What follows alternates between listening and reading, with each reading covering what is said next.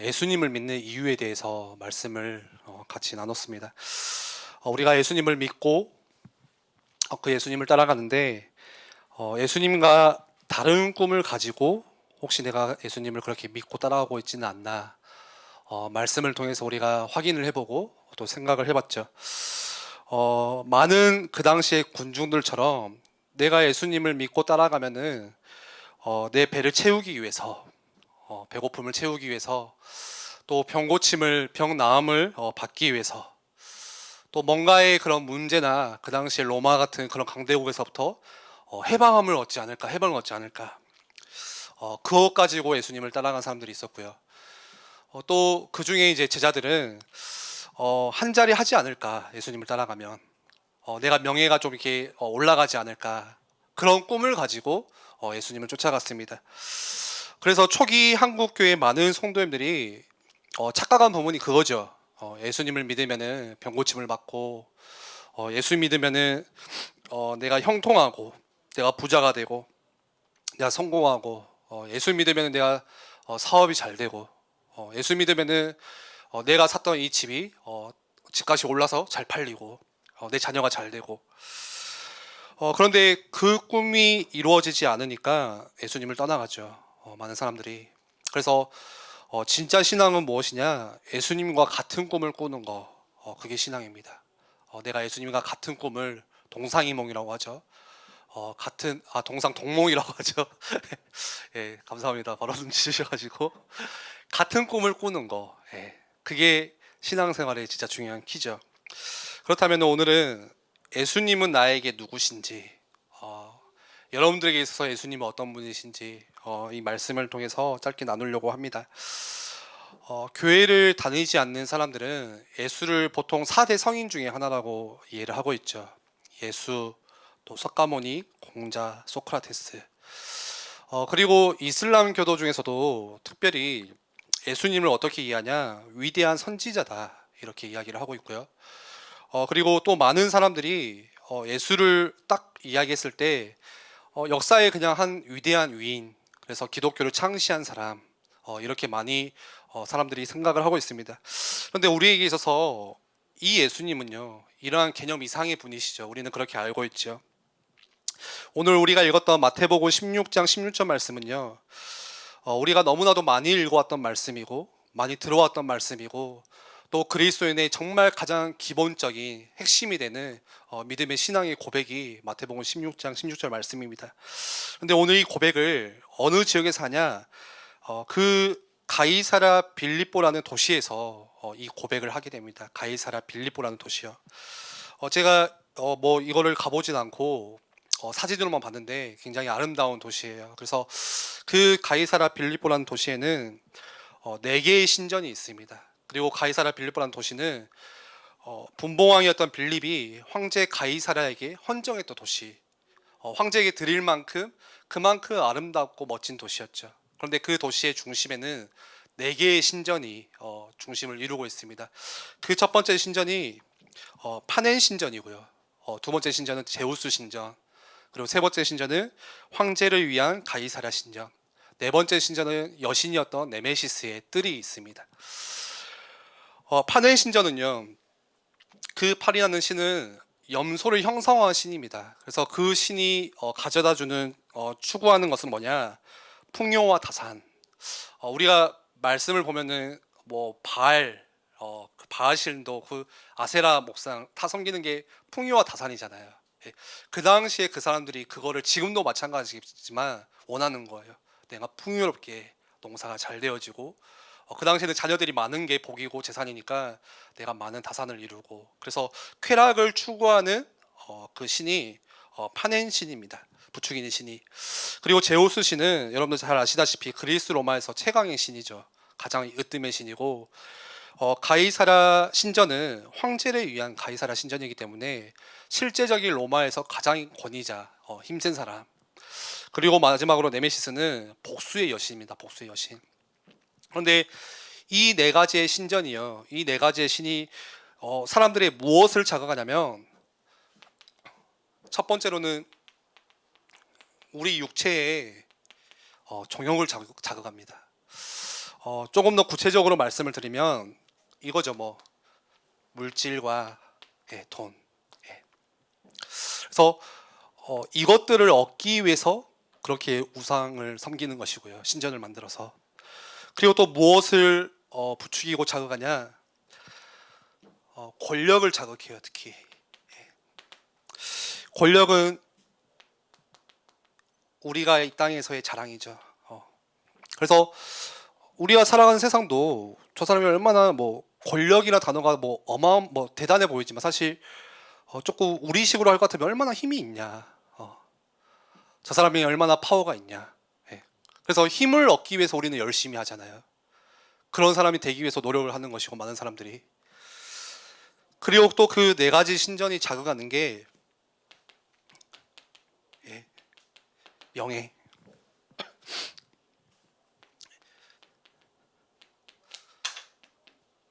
안목의 종역이죠. 예. 내 이름이 얼마만큼 드러나냐. 예. 어떻게 보면요, 딱 이거예요. 나 중심의 창세기 3장. 예. 물질 중심, 또 내가 성공 중심의 6장 11장 네피림 시대, 바벨탑 시대. 예. 딱 이것과 맞물리는 거죠. 그리고 또 부추기는 게, 자극하는 게, 그러면서 사람들의 감정을 자극을 하는 거예요. 이 감정을 해소하기 위해서. 그래서 내가 하나님이라는 그 감정 자체를, 내 감정 자체를 내가 하나님이라는 그 감정을 삼도록 그들을 위해서 만들어 놓은 신전들이 이 네 가지의 자극을 하고 있습니다. 지난주 말씀과 같이 이어서 하자면은 딱 사람들이 가지고 있는 뭐예요? 꿈이에요, 꿈. 이게 단순히요 2000년 전에 빌립보 가이사랴 지방이 아니라 오늘날 21세기를 사는 사람들의 꿈이죠. 예. 내 육체를 위해서, 물질을 위해서, 내 권력과 내 이름을 위해서, 또 내 감정이 중요한 시대.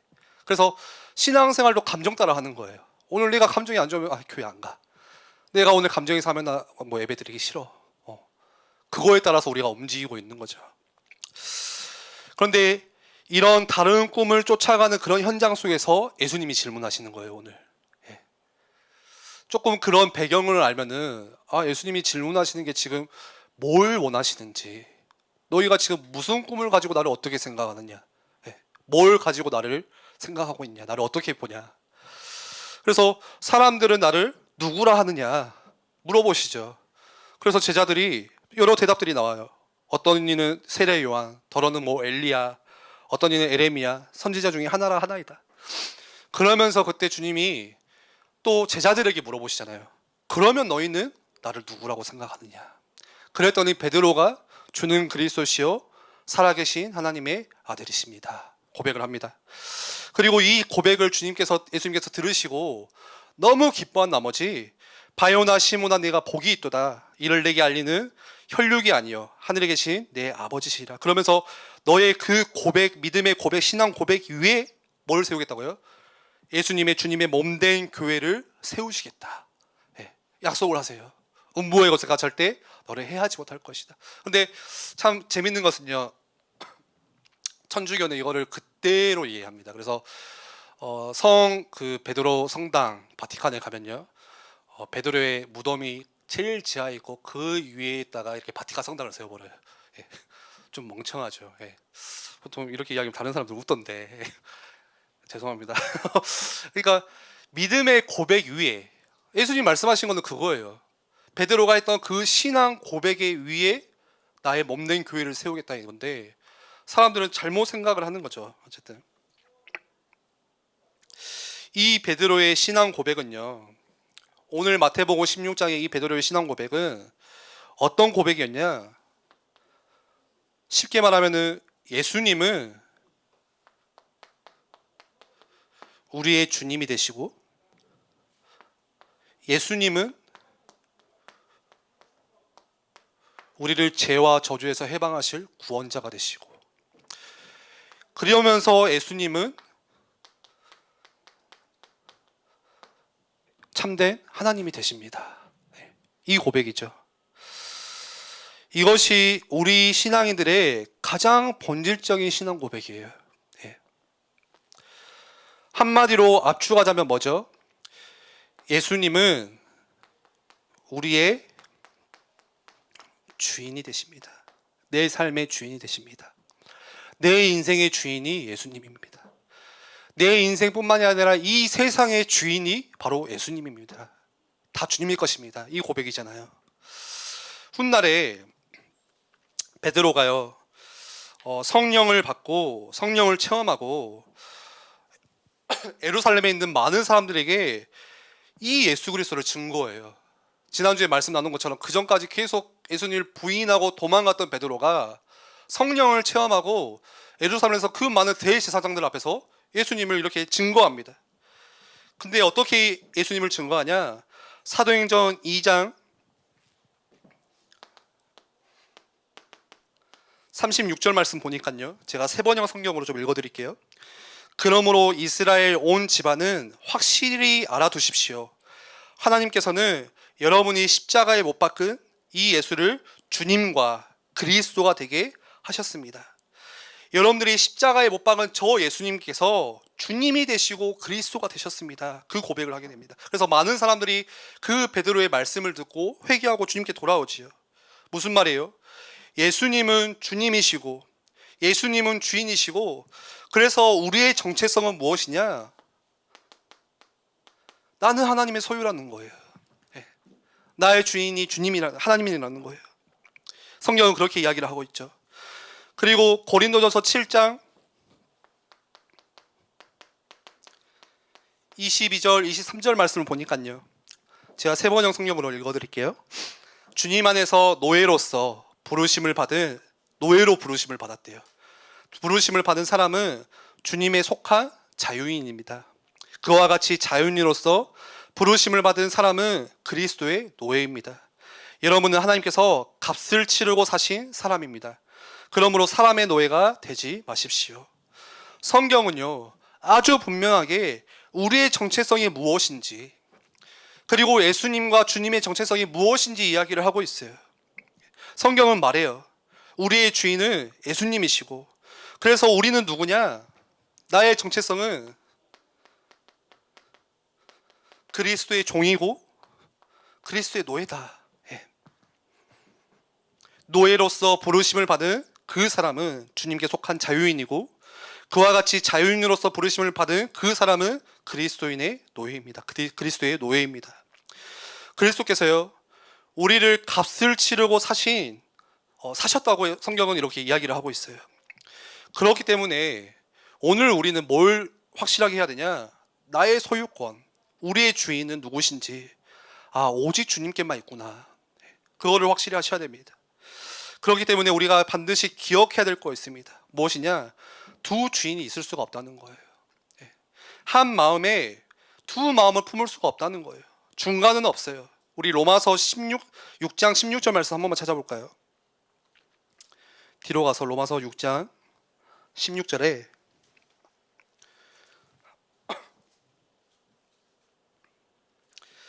한번 읽어봅시다. 로마서 6장 16절. 너희 자신을 종으로 내주어 누구에게 순종하든지 그 순종함을 받는 자의 종이 되는 줄을 너희가 알지 못하느냐? 혹은 죄의 종으로 사망에 이르고 혹은 순종의 종으로 의에 이르느니라. 22절도 한번 읽어봅시다. 그러나 이제는 너희가 죄로부터 해방되고 하나님께 종이 되어 거룩함에 이르는 열매를 맺었으니 그 마지막은 영생이라. 아멘. 중간이 없대요. 무슨 말이에요? 우리가 죄의 종이든지 그리스도의 종이든지 둘 중에 하나라는 거예요. 그 중간이 없다는 거예요. 죄로부터 해방돼서 네가 하나님의 종이든지 아니면 하나님을 떠나서 죄의 종이든지, 언제나 우리는 이 두 가지, 둘 중에 하나밖에 없어요. 그렇기 때문에 우리가 오늘 하루도 또 우리의 일생을 내 삶의 주인이 누구신지, 나는 누구의 법을 따라서 살아야 되는지, 누구의 지배를 받으면서 살아야 되는지 우리가 명확하게 결정을 내리셔야 돼요. 우리가 현장에 가면요, 중간이 없어요. 저 사람은 죄의 종이든지 하나님의 종이에요. 그리스도의 노예든지 죄의 노예든지 사단의 노예든지. 우리는 착각하시면 안 돼요. 예수를 믿는다는 것이 그냥 자유인이다 오늘 말씀에 하니까 마음대로 살아갈 수 있다는 자유를 얻어지신 것이다 그렇게 생각하시면 안 돼요. 예. 제가 하나의 비유를 들어보자면 탈북자가 우리나라에 많잖아요. 예. 그 전까지는 그들이 누구의 법을 따랐냐? 북한의 법을 따랐어요. 어떤 법이죠? 착취당하는 법, 인권을 유린당하는 법. 그래서 그 고통 가운데서 자유를 얻기 위해서 목숨을 걸고 이렇게 남한으로 넘어오죠. 예. 그렇게 우리나라에 들어오게 됩니다. 그런데 그들이 탈북에 성공하고 남한에 들어왔다고 해서 이제는 자유롭게 마음대로 살 수 있냐? 그렇지가 않아요. 아, 내가 자유를 얻었다. 내 마음대로 해야지. 그러면 또 잡혀가야 돼요. 뭘 따라야 되죠? 남한에 왔기 때문에 자유를 얻었지만 남한 사회에서 주어지는 법과 그 문화, 거기서 자유를 맛봐야 돼요. 예. 무슨 말인지 이해가 가시죠? 내가 죄의 노예에서 저 사단의 종에서 해방되어서 자유함을 얻었다. 아, 이제는 내 맘대로 살아도 되는구나. 그게 아니라는 거예요. 마찬가지예요. 우리가 죄의 속박을 당하고 사단의 괴롭힘을 당하다가 예수 그리스도를 믿고 주님께로 돌아오면은 마음대로 할 수 있는 자유가 주어진 것이 아니에요. 무엇이 주어졌냐? 이제 하나님의 법에 그리스도를 주인 삼는 그 법에 순종하면서 따라가야 되는 거예요. 주님께서 우리에게 주신 법이 있어요. 말씀을 따라가야 되는 거예요. 그래서 오늘 제목처럼 우리 청년들에게 질문해 볼게요. 오늘 당신에게 예수님은 어떤 분이신가? 예수님을 소개하고 자랑할 때 나는 그 예수님을 어떻게 말할 것인가? 오늘 내가 고백하는 예수님은 과연 주인이신가? 과연 진짜 주님이 맞나? 질문해 보고 싶습니다. 나는 그리스도의 다스림을 받는 존재임을 나는 오늘 고백하고 있는지 우리가 한번 질문해 보셔야 돼요. 그리고 이러한 질문 가운데서 구체적인 3가지의 실천적인 질문이 필요해요. 그게 뭐냐? 첫 번째로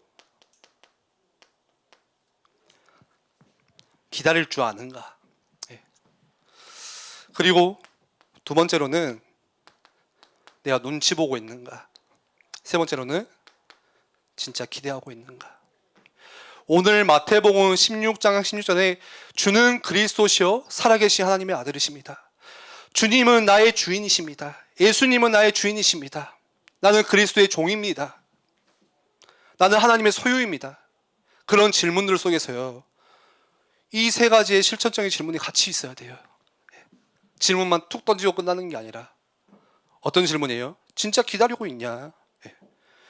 진짜로 예수님을 내 삶의 주인으로 여겼다면은 우리는 주인을 기다릴 수 있어야 돼요. 지금 내 계획과 다른 일이 벌어진다고 할지라도 지금 내가 기도하는 기도 제목과 다른 상황들이 펼쳐지고 있다 할지라도 주인 되시는 예수님께서 나를 선하심으로 이끄실 것이라는 그 기다림을 가질 수 있어야 돼요. 그리고 어떤 질문이요? 나는 진짜 눈치 보고 있는가? 무슨 눈치예요? 주님이 우리 삶의 주인이 되시기 때문에 내 삶의 주인이 되시기 때문에 이제는 더 이상 내 맘대로 살 수 없다는 그 눈치. 이제는 더 이상 그냥 내가 하고 싶은 대로 산다는 내가 주인 되는 그 눈치를 주님 앞에서 보고 있느냐. 마지막으로 예수님이 나의 주인이시기 때문에 그분이 반드시 책임지실 것이고 주님이 나의 주인이시기 때문에 그분이 반드시 나를 돌보실 것이라는 기대감을 갖는 삶의 태도가 있는가? 지금 내 상황은 어려운 청년 시절이지만 지금 나는 뭐 하나도 풀리지 않지만 여러분들 진짜 주님을 기대하고 있으세요? 그 주님을 기다리고 있어요. 우리가 열심히 살아가지만 그 가운데서 진짜 사람 눈치 말고요. 하나님의 눈치 보고 있나요? 직장 상사의 눈치 말고요. 세상의 눈치 말고요. 내가 진짜 하나님의 법대로 내가 조금 손해보더라도 그거에 내가 연연하지 않고 진짜 말씀대로 살아가는 인생 될 수 있도록 부디 우리 청년들이 이 믿음 가지고 어떤 믿음이요? 주는 그리스도시고 살아계신 하나님의 아들이라는 그 믿음 안에서 우리가 언제나 예수님을 기다릴 줄 아는 믿음과 또 예수님의 눈치를 볼 수 있는 경외하는 그 마음과 마지막으로 주님의 주님 되심을 나타내는 그 날을 기다릴 수 있는 큰 믿음 소유하는 우리 청년들이 되었으면 좋겠습니다. 우리 함께 같이 기도하겠습니다.